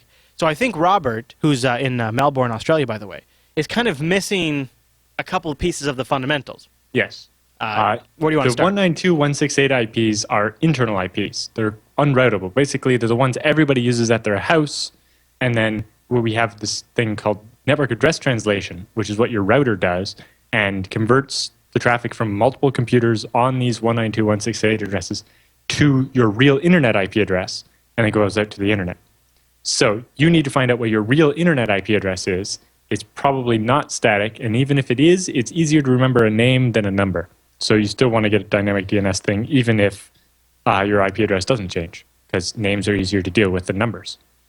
But yeah, depends how you want to access the files on the road. The best way is with like a VPN, and then basically that puts your laptop or whatever on the 192.168 subnet, and then it can access the files normally. Streaming on your device is more complicated. I'm not sure what to recommend for that because I don't do it. One thing there are different things like Plex just, I mean, the nice thing about Plex is that it does use their intermediary service you have to pay for, but it's like really cheap. And it kind of bridges all of the firewalling for you, and it's kind of like a broker between instead of having to do the port forwarding yourself and all this stuff. I would recommend, although if he does, Robert, if you want to do port forwarding, go to ipchicken.com. You'll get your actual IP. That 192.168 address is your internal address. Well, if you just type "what is my IP address" into Google finally actually tells you as one of the Google tools instead of just giving you a list of websites full of spam. That would work too. It's a good question. It just sounds like he's got he kind of needs to know the difference between internal IPs and external IPs. Yeah, there's quite a bit more involved than he seems to understand in that particular case. All right, so we got a great follow-up email. We've talked a lot about BitTorrent Sync. We've talked about Dropbox. Glenn wanted me to know about C-File. He says, hey, Chris, love the show, and I'm also a fan of LAS and Coda Radio. He says, I also support JB with the browser extensions. Thank you. Which I also install on any... Check this out. He says, I also install on any computer that anyone asks me to work on for them. I figured that since I'm not charging for the service, they can pay me back by supporting Jupiter Broadcasting with their online purchases since there's no cost to them. I also subscribe via Amazon payments. Wow, Glenn, you're awesome. There you go, Glenn. You're on my... You get a gold star and a red star. On last week's show, you mentioned that you were looking into Dropbox alternatives, and I just ran across C-File over at cfile.com. While I've not yet had a chance to do much testing, it looks like it might have some promise. You can use their cloud service or run your own. They have clients for Windows, Mac, Ubuntu, and generic Linux, and mobile clients for Android and iOS. They have a free server software for Linux and the Raspberry Pi. And they have a Windows server available for a quote-unquote low price. Their words, not mine. Thanks for all the great content. Jupiter Broadcasting is the best few bucks I spend every month. I also just moved my wife's cell service to Ting. And so far, they're awesome, as advertised. C-File. I've been getting a lot of people telling me about C-File, Alan, and it's open source, so that'll pass your sniff test. Is it? Because they're like the Windows server costs money. Yeah, that's not. It seems it's one of those things where there's an open source edition and then there's the pay for edition, right? So the self-hosted edition, that is, I believe, open source. Let me check here. I don't know for sure. I don't know. Cloud. What's the link called? cfile.com. What's the we wrote the other week? Where you run your own cloud. You're not talking about OwnCloud. OwnCloud, yes. Because OwnCloud has a desktop client for Windows. Yeah. And I think Linux now and Mac and one of iOS and Android. It's not quite there, but it's getting close. I think I'm going to give this a try because I've heard from a few folks to say to check it out, and the fact that they've got a server that's available. Oh wow! Like when you're on their website, you just click on the server link and just downloads a tar file for your SD card. Can't beat that. Yeah. So very nice. Well, thanks guys. Thanks for sending those in.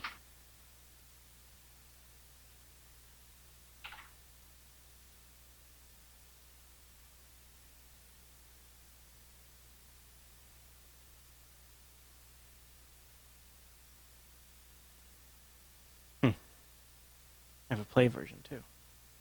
Hi.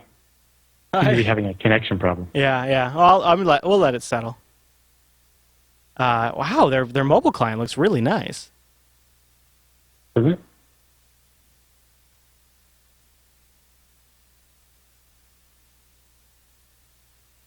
I'll call you back, Alan, and see if it helps. Yep. Goodbye, Alan. I heard you. What? You can still hear? Oh, it's so embarrassing.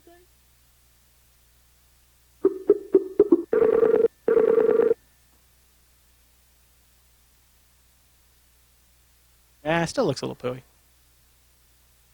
Packet loss is gone. The audio is at 16 of 24. It should kick up in a second, I think. So that's C-File, you guys. C-File. I think I'm going to give it a little further sniffing.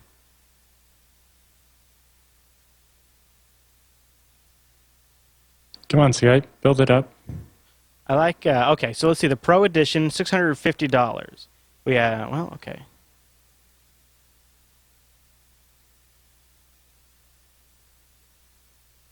They offer an online... Come on, Skype. You can do it. Pay via PayPal for $10 a month or $50 a month. The audio's kicked up to high quality. Yeah, you sound good. The video's kicking up. It's almost there. Well, I'm going to use the washroom while it sorts itself out. It just kicked back to 1080p, so yeah, it looks seems good. Okay. Okay. I don't know. It's maybe a BGP hiccup or something. You go drain the beast, and I'll look at the C-File because I'm probably going to do a show on it sometime. Yeah. It's just weird that they charge Yeah, I got to look into that. Huh? I can understand charging money for a Windows port because it seems like a giant pain in the ass to maintain. Yeah.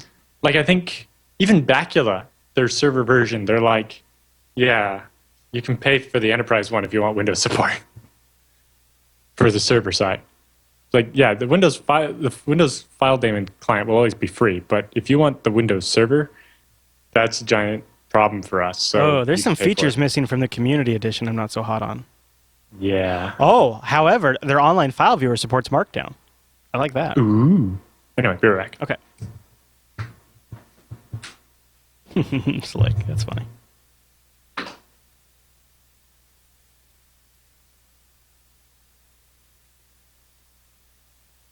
Huh. Search looks nice too, actually. There's definitely some stuff I'm liking about this. Oh, Bacula's great. Don't let it scare you. It's great. Don't let it scare you. It's really good. I really like the Pi image, right? Because you think about it, you take the Pi, you throw a USB. I was looking at, I don't know if I want to get it. It's a Western Digital MyBook, but it is 2 1 terabyte drives that are mirrored inside the chassis, and then the connection that comes out just shows up as one drive. It's hardware level RAID mirroring. You know, it was cheap. It was like a 1 terabyte mirrored drive for $180. It's not awesome, but it's not horrible. USB 3 and USB 2. Yeah, Hermit, I really like BitTorrent SIG. I use it to move some really big files around. No, Snake Duck, I'm not running 8X. Blue theme, huh? How's the UI? Is it faster? Hope so. Wow, the air conditioner's only been on for 2 hours, and it's already gone from 77 to 82. And that's not the computer room with all the lights on. I also just realized why my light's not that great. Not all the lights were on. I turned on the lamps that are most of the light in front of me, but I didn't turn the overhead light on. All right, well, I'll wrap us up with C-File, then we'll move on to... Yeah, what do we got left? Oh, 2 more questions still. All right. All right. All right, here we go. So let me see. I'm trying to get back to the... There we go. I'll wrap up on C-File. Of course, and the other thing it's got, which BitTorrent SIG just rolled out, is it also has an Android app. So you have it looks like it has a pretty nice UI, too. I'm going to give C-File a try. You might see a future Linux action show where we cover C-File. So thanks for sending that in. That does look pretty good. All right, Alan, our next question comes from Boston. He's back. He basically has another question. He said, I'd like to thank Silverax, by the way, who brought to attention last week that we actually ended up missing his question and then answered it. He just wanted to point out that family members and or business customer partners can find someone to do the job, but they can't do it themselves if they don't know the password, mentioning the if you drop dead question. Right. I have a question for Mr. Chris about podcasting. My friend will start doing a podcast about dogs. She will make it audio only. Do you have any good pointers and tips or tricks on how she can use software or hardware she could use to record, mix, make, and publish the podcast? She'll use the Windows operating system. What recording software do you recommend? Is there any free ones? Any special microphones? Any special setup of recording place? How to balance audio levels? Skype interviews? Wow, it's a lot of questions. Where do I submit and publish podcasts? Thank you, and keep on podcasting. Those are a lot of questions, Alan. So I just want to say we have some in-depth looks. If you go to the Jupiter Broadcasting website, click on shows, in-depth look, several series on the behind-the-scenes stuff we've done here. Yep. I don't know if there's any... You could use Audacity. Yeah, Audacity has normalization, some noise removal. And it supports VST plugins, so you can get even fancier down the road if you want. Yeah. I don't like it beyond using it to just cut stuff. I use Audacity to cut clips. For recording, I have lost entire episodes of Linux Action Show early on to Audacity, so I don't use it for that. But it might work just fine for other people. She's on Windows. You might consider Audition Creative Suite, the one you got to pay for all the time in order to get access to it, which goes against everything we all love and respect. But Audition is the best straight-up audio editing software that's ever been invented by anyone ever, anywhere in the galaxy. And it is, if you're just doing audio podcasts, the best. It is the best. And for whatever their flat monthly fee is, you get access to it. You can do multi-track recording. It has amazing built-in compression tools. It is the editing tool I miss the most. Now that I don't ever use Windows for anything. So I would recommend that. Hardware, go look at those in-depth looks. That'll probably point you in the right direction. Yeah, it covers a lot of the stuff about the microphones and setup and Yeah. things. Generally, you want a quiet place to record. Yeah, that helps. Nothing worse than a lot of background noise if Yep. you can Yep. avoid it. Yeah, and a lot of microphones, a lot of the USB microphones are cheap, so get a good one. I like the Rode Podcaster a lot. That's what I have. Yep, the Blue Yeti's not bad. But if there's a lot of different options out there. Yeah. All right, Kevin writes in. He says, I was just wondering if either of you had used verified execution or VeriExec. I read about it on the NetBSD website and the FreeBSD man page. It seems like it could be a good way to protect a system from being compromised. Thanks for the show. So, Alan, any thoughts on that? I've actually never used it, although I've seen a lot of that there were a lot of presentations about it at the BSD conferences, and sadly, there's always a lot of stuff happening at once, and you can't get to see all of them at once. But I've linked the recordings off YouTube. From BSDCan 2012, there's Introduction to Verified Exec, and then later on that year, Alistair Crooks from Netflix gave his presentation, Extensions to Verified Exec to use digital signatures. Netflix is using it, huh? I don't know. He's a NetBSD developer, and he just happens to work at Netflix. Yeah, that's cool. I don't know if they're using verified exec or not. Okay. Although, if I was building an appliance like one of those Netflix boxes, verified exec would be very handy because you can sign the executables and say don't run any executables that aren't signed, and that way somebody can't introduce malware onto your system. Yeah, absolutely. Or can't replace some binary with a rootkit or something. Like somebody like Chris can't log in and rsync all those video files off of their hard drives. Well, the video files that are sitting on the hard drive are encrypted. I'm just kidding. And then only the client can decrypt them. That's why it's Silverlight part. But yeah. Well, they're replacing that with HTML5 as people start supporting DRM and NAT. But still DRM. But, that's not Netflix's choice. That's the movie studios, right? So those are both good hour-long talks about how that actually works. So the introduction one kind of gets you started with how it works, and then the extension one builds on top of it and also talks about NetPGP. And then it's not really related to verified exec, but Powell Dewedek, who's the guy that ported ZFS to FreeBSD, he gave a talk at BSDCan this year about building secure appliances. In particular, his appliance is actually one for monitoring what contractors are doing on your network. And it talks about using Capsicum, which is like application level sandboxing. Recent news from just the FreeBSD status report that just came out, he's got Capsicum working in TCP dump and a few other apps now. And he uses the Geli disk encryption, ZFS, and a bunch of other things as key components of a security appliance. So yeah, in general, on a server or a desktop, I don't know that verified exec is that big of a deal. Like, having to sign every binary means that every time there's an update to a software like Nginx, you'd have to sign it again, and it can get kind of cumbersome. Again, security is always a trade-off between usability and security, right? And you have to decide where, how that seesaw comes out. But if you were building some kind of appliance where it's not going to change very often, I would definitely consider this.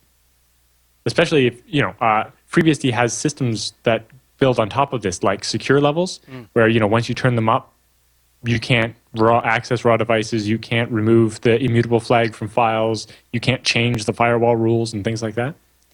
If you combine all that together, you could make, basically a bulletproof machine. A rock, yeah. Yeah. Well, Alan has copious links to those videos in the show notes. Yes, there's like 3 hours of YouTube video there. If you need more show and we're done, go look at the videos or save them for later watching. All right, Alan. With the feedback all done, that means it's time for the TechSNAP Roundup.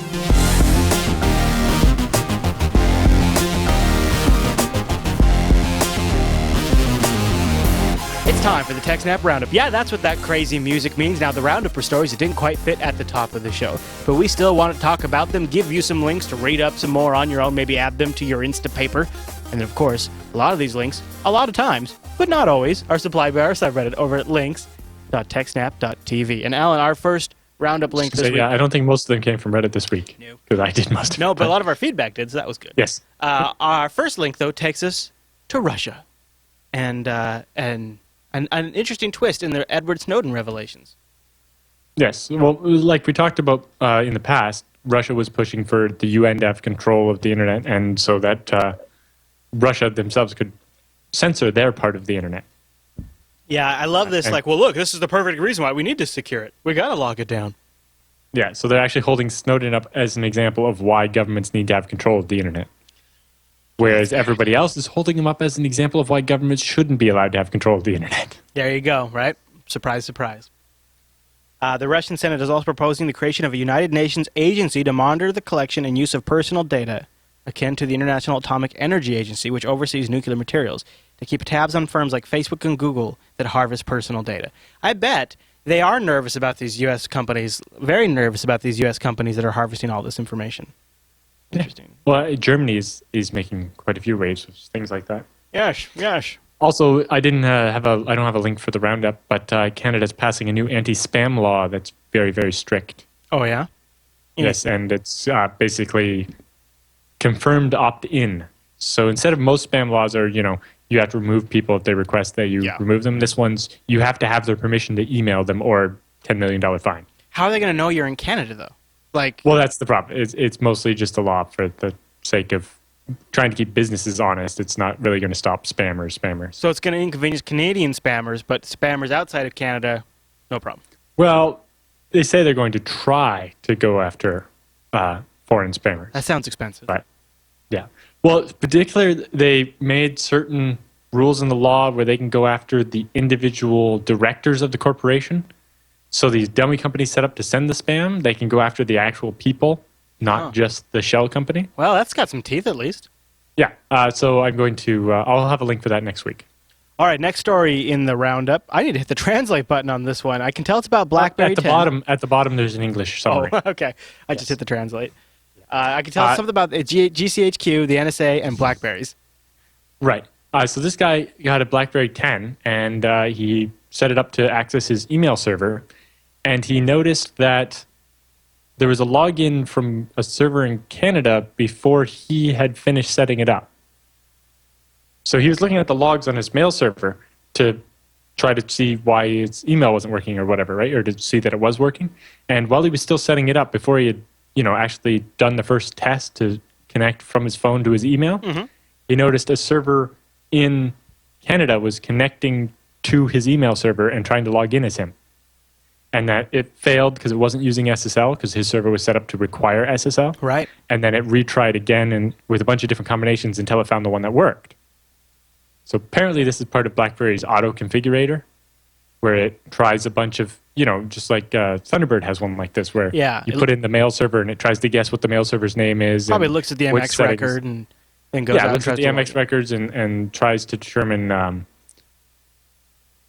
does this server do SSL and is it start SSL where you talk plain text start SSL and switch, or is it always on SSL on a different port and things like that?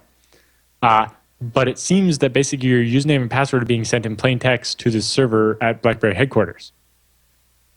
And more importantly, that even if you have SSL only on your mail server, they will try to connect your mail server and send the credentials in plain text. Oh. So that means if someone was monitoring the connections going from BlackBerry out to the internet, they could see the passwords and username of your email address. And, it appears maybe BlackBerry is even storing these. So, who knows the how they're NSA storing could get it? access to that. And, well, they have to be storing in plain text if they're trying to use it, right? Oh. And yeah, so this isn't like BlackBerry push email or anything where BlackBerry would need your credentials. This is regular IMAP direct from your phone to the IMAP server. Right. This is just them attempting to do the auto setup. Yeah. So it's probably an innocent auto setup feature that was just really, really poorly designed, but either way, it's not good. Well. And a lot of people didn't believe it at first, and the page has all kinds of evidence where they've captured extra packets and all the stuff. Sure does. And it's easy enough to try it yourself. Set up a mail server, look at the log files, and start setting it up and stop and see the BlackBerry server connect anyway. You basically just need a mail server and logs to catch it. Yep. Yahoo, though, a little better over at Yahoo. They just got a gold star from the Electronic Frontier Foundation. Yes, the EFF awarded Yahoo a gold star for fighting to preserve users' privacies against government spying. So basically, Yahoo got one of these requests, like Google has in the past, about hand over all the information about person X, and Yahoo fought it, is going so far as to going to the FISA appeals court. Now, it was all under a gag order and they couldn't talk about it, so they weren't really doing it for publicity either. They were just doing it because it was the right thing to do. Right. They couldn't tell anybody, so they couldn't get any PR from it. Right. They've had to be silent about it for 6 years. Yep. Yahoo went to bat for its users. This is the EFF. Not because it had to, not because of possible PR benefit, because it was the right move for its users and the company. Yep. That is worth a gold star in my book. Yes, and they have this table where they show a bunch of different companies and the different steps they take and so on, and they get all these gold stars, but the Yahoo gold star is like sparkly. Yeah, the EFF has a who has your back list. Yeah. Which is cool. And everybody gets different stars. That's interesting. Oh. Yep. Yeah, look at that. Twitter's actually doing pretty damn good. Twitter's got stars across the board. Verizon, no stars. Way to go there, Verizon. But Yahoo got a special sparkly star for their efforts. Yes. 9 traits of a veteran network admin, Alan. I think I'm going to like this one. Yeah. So the link's got explanations for all of them, but I'll just do the 9 of them quickly. Number 1, we already know it's down. If something's actually down, there's a good chance the admin already knows, and you don't need to keep pestering him while he's trying to fix it. Right. Yes. Number 2, if we don't know it's down, it's probably not down. Gotta love people, the network's down, the internet down, whatever, just because one thing's not working, and it's because you typoed the name. Yep. Internet down's my favorite. Yep. Number 3, we will ping and test several times before digging into the problem. More than likely, there isn't a problem, right? We just kind of assume that the user's an idiot. So you always check the basic things first, right? Can I ping it? Does it look like it's working? So when you say something's broken, I check and see if it's working first, rather than starting to look why it's broken. Right. Because more than likely, it's not broken. You are. So true. Number 4, I'm not sure I agree with this one. Believe it or not, we tried turning it off and on again. There's this whole debate. I think I've covered it before on TechSNAP, but the Unix versus Windows world, where on Windows world, the solution is always reboot it and the problem goes away.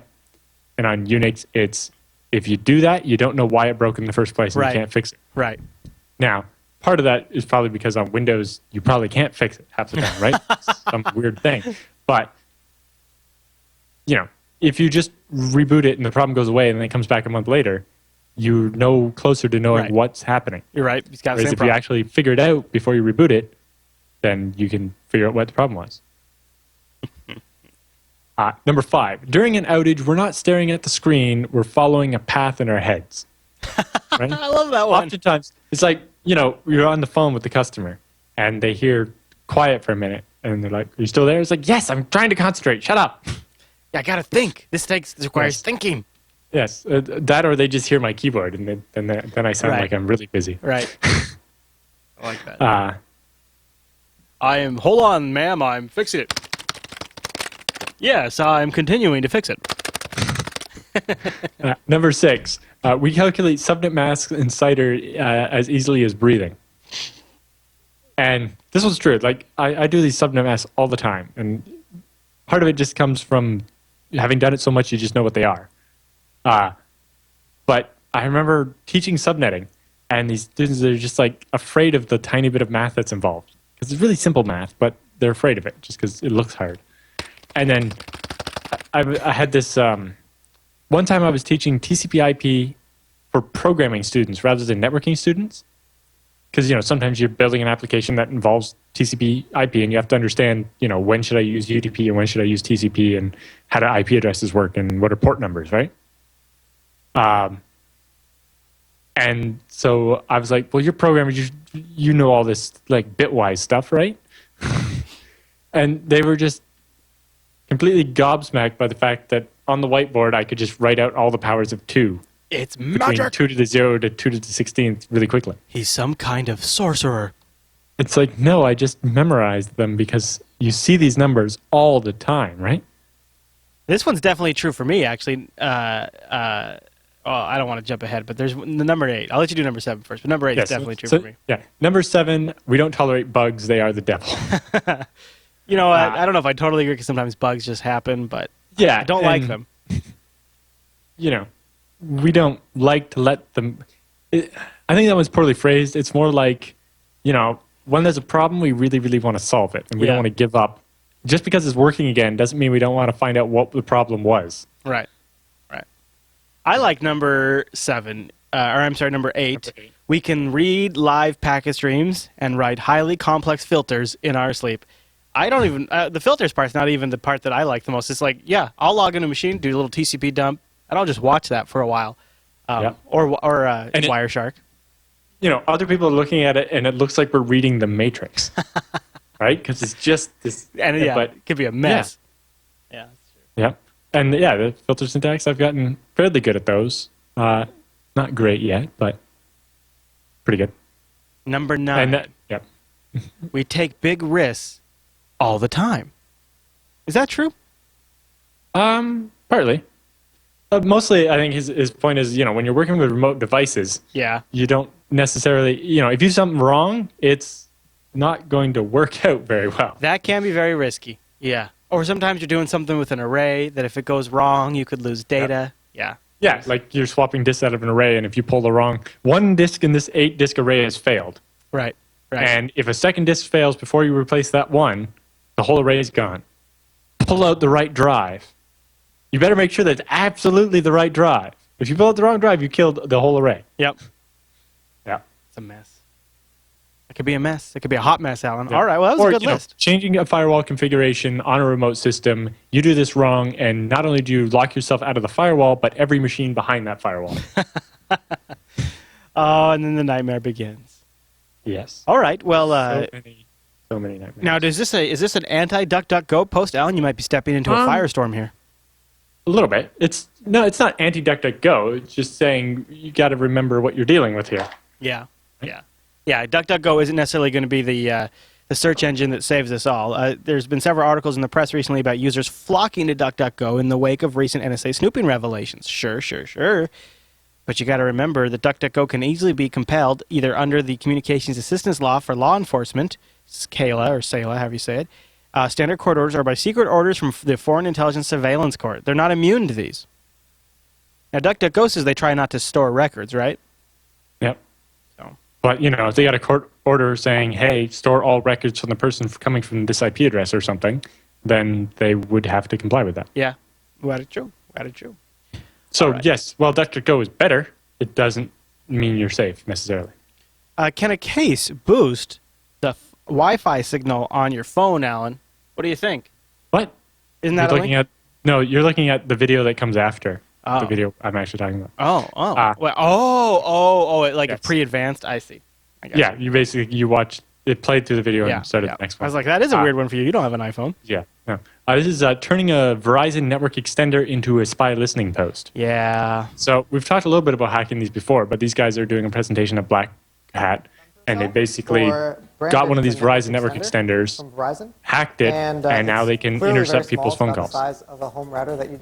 And they're like, if you put this in a backpack with a battery and walk down to Wall Street, you'd be capturing all the calls that these brokers are making back and forth because your femtocell is now stronger signal than the real cell tower. Right. And intercepting everything. We were able to intercept people's It's not really calls. something that can be... You know, Verizon's patched the problem they used because they disclosed it to Verizon. But whenever you're giving these computers out to people, there's a good chance they're going to figure out how to hack into the machine, right? When the device is physically in my hands, it's pretty hard to keep me out of the machine. Yeah, and you know they're demoing it right here in this video, and the cell phone just automatically connects to it. Yep. Because it's the strongest signal. Yeah. We've talked about it, but there it is. Before, right we've talked about these ones where people just build their own little cell site, and phones weren't telling the user that, hey, the cell we're connecting to doesn't have encryption. Right. And then so they basically tell your phone, hey, I don't have encryption. So the phone would connect with no encryption, and they'd be able to intercept your calls. In this one, they're intercepting it after the femtocell has decrypted it. And they're getting the text messages and your emails and all your internet access and your phone calls. So they can also use these to do man-in-the-middle attacks on you. Oh, yeah. Cool. Great. Awesome. Good to know. I stuck one in here. I want to put on people's radars. There's a little bit of a language barrier or something in this blog post. But the author of this post raises some alarming concerns around the Amazon One button, a Chrome extension. And according to him, it'll sniff all HTTPS sites that you browse to and then send the sites that you visit back to Amazon. And apparently, even though Amazon claims that it's not associated with your account, the way he's looked at it, they can associate it with your account. So if you have this browser extension installed, you should probably remove it. It does warn you that it can access your data on all websites when you install it. It does say it'll read and modify your bookmarks. It does say it can detect your physical location, access your tabs and browsing history, manage your apps, extensions, and themes, and access your data and that you copy and paste. I don't know why people are installing this, but it has like 1.7 million users. People just don't even care about those warnings. Yep. So anyways, it's worth taking a look at this blog post if you have the Amazon One extension. And, this is... So the Jupiter Broadcasting, we have extensions for Chrome and Firefox, and if you install those, they automatically tag your shopping session so you support the network at one of the places like Amazon. And the very reason we put this stuff up on GitHub and made these bookmarks open source is even though that allows other podcast networks to take those and use them. And make their own version of it. And they are. That's okay because it also gives our users the option to go look at that code themselves and verify we're not doing anything like that. Or compile it themselves if they don't trust that the compiled version and the source code are the same thing. There you go. All right. It's the only way to be secure. Another audit it yourself. Another roundup story. What medical test should teach us about the NSA surveillance program? Yeah. So basically, they found that when they took the results of every medical test they ever did and tried to use those to do statistics and stuff, they found because of the number of false positives and other things that having all of the data actually made it harder to learn anything. Surprise, surprise. And, that's what Bruce Schneier has said about the NSA stuff. And basically, the NSA is spending all this money storing all the data ever, and then it's actually going to make it harder for them to find terrorists than if they had just focused properly. Sounds like Network Solutions had a bad day yesterday, huh? Yes. They apparently experienced a large denial of service attack. Started sometime before 10:50 a.m. Eastern Time. According to Facebook. And they didn't... Yeah. Their post on Facebook. I'm not sure why they used Facebook. And they, part of it was because their website was down due to this. That's why they were using Facebook. And then they did another post at 1:22 p.m. to say it was resolved. So that was quite some time. And apparently it was affecting everybody who was using Network Solutions for their DNS hosting as well. So on top of the minor inconvenience of not being able to, access your domain name control panel or whatever, if you were using them for DNS hosting, it was down. That sounds frustrating. Yes, that would mean your domains were inaccessible. So by attacking Network Solutions in this case, or specifically their DNS servers, they took out lots of people's websites, not just... Yeah. Alan, have you ever found yourself wondering who has the most web servers? Because, Rackspace is boasting they have 50,000 now. Yep. And OVH boasts that they have over 100,000. Holy smokes. Yeah, this article breaks out. Microsoft got 1 million, according to Ballmer. Facebook has hundreds of thousands. And they're taking quotes from different Akamai. Press releases and stuff. Akamai only clock in at 127,000. Yep. eBay 54,000. 1&1. They come in at where are they at? Because I know they're a big 79,000. 79 is not that big actually. It's Intel. Why does Intel have 75,000 servers? What the hell are they doing? I guess what? I'm not sure. What the? Now Google is rumored supercomputers and stuff. I don't know. Google's rumored to have 900,000 servers. Right. So this list only considers ones where they have actual numbers. They don't try to guess where Google would be on the list. Yeah. And this list, they started compiling it in 2009, and they've just updated it this month for more recent stuff. No firm numbers on IBM either. Yeah. Or GoDaddy. Because IBM's kind of hard to count because they have all these data centers with all their stuff, but most of it, technically, the servers are rented out to different, or are belonging to different people, right? SoftLayer's numbers from 2011, but they say 100,000. Yeah. Well, SoftLayer's grown quite a bit since then, and they acquired somebody else recently, didn't they? I think, yeah. Lots of stuff. Good link, though, if you guys want to read that. And they're updating it as of July 2013. And that's how OVH claims to have the third most servers in the world. Behind, was that Facebook and Who else was on the top of that list? Microsoft with almost Microsoft and Facebook. Yeah. All right. So this one I saw hit our subreddit today, and this sounds like another freaking Google problem. Backup and restore. When people were doing these backup and restore tests, they found Wi-Fi access point passwords were being stored in plain text. Right? Well, they can't be hashed because you need the plain text to connect to the thing. But yeah, they're not encrypted at all. The person who reported it kind of suggests, well, why don't you encrypt it with my account password? Although, if you change your account password, and then if you go to use an old backup, then you have to remember what your old password was. Yeah, that is a huge problem. It can get complicated. Especially for and it's also, average there's users. some arguing about where, yes, IBM bought software. I knew Oh, that. yeah. Thank you, chat room. Yeah. So with the Wi-Fi thing, there's some complications there, and there's some arguing over the bug was reported to the open source version of Android, probably just because it's easier to find. Right. But there's some arguing whether, because this is specifically about the Google backup service, this is a bug at Google's side or if it's in the Android project. But because parts of the tools that bundle up the package to send to Google are part of the open source framework, and then but the actual service itself is Google. So there's it's possibly causing some problems with getting it fixed. Is nobody's can decide whose fault it is. Yeah, surprise. Well, the Android exploit we talked about recently is in the process of being patched, although I think we're still waiting on vendors for most devices. Yeah. Right? No. So. From Blue Ant. All right, Alan, well, is there anything else we want to talk about? Or is that it? I think we reached the end, didn't we? Yep. Boom. There you go. Okay, folks, couple of bits of details before we get out of here.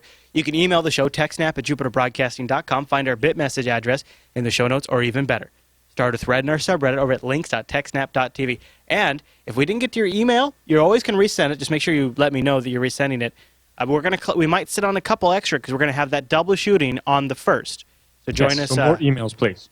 Send us more emails, more questions, and don't forget to join us on the 1st for 2 hours early for a double recording of the TechSNAP program. But with the 1st aside, you can normally join us live Thursdays at 1 p.m. Pacific, which is 4 p.m. Eastern, 2000 UTC. POW over at jblive.tv or jblive.info for the audio edition. We've also got RSS feeds in the show notes for every single episode of TechSNAP. You just click on any episode you want, scroll down by the download links, subscribe via RSS, POW. You automatically get the show automatically, including you can always help us with deferring some bandwidth costs by using those torrents. We have links to the torrents, and they've dropped down a little bit. You guys have been dropping off on the torrent usage. I don't know what's up. Maybe you're getting lazy. So I'm doing a friendly service reminder right here, right now, to say don't forget you can use those torrents. And we appreciate that too. Alan, well, you have a great week. We'll see you right back here next week, yeah? Yep. Okay. And same to you, everyone. Thank you so much for tuning in this week's episode of TechSNAP. We'll see you right back here next week.